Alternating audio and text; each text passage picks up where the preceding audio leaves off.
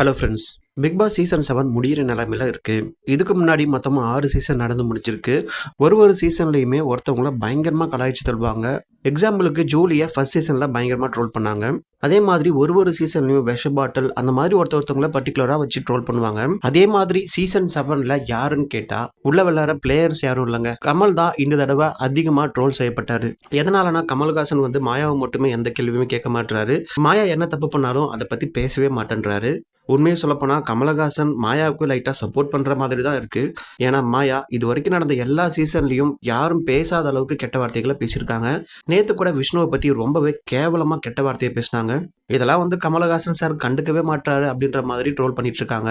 அது மட்டும் இல்லாம இது பிக் பாஸ் கிடையாது, மாயா பாஸ் அப்படின்ற மாதிரிலாம் பேசிட்டு இருக்காங்க.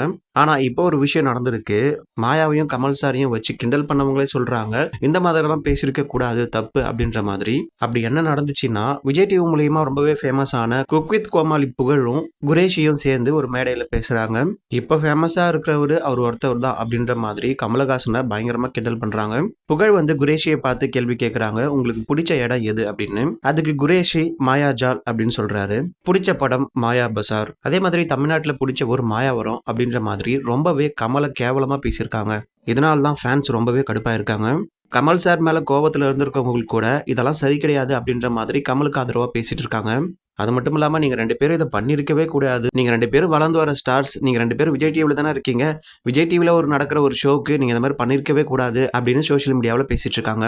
வளர்ந்து வர நேரத்துல நீங்க வாயை வச்சுட்டு சும்மா இருக்க மாட்டீங்களா? இதுக்கு பேர் தான் வாய் கொழுப்பு அப்படின்னு சொல்றதுன்னு சொல்லிட்டு ஃபேன்ஸ் எல்லாம் பயங்கரமா திட்டிட்டு இருக்காங்க. என்னதான் சோசியல் மீடியாவில் கமல் சார் ட்ரோல் பண்ணாலும் சினி இண்டஸ்ட்ரியில கமல் சார் எவ்வளவு பெரிய ஆள்.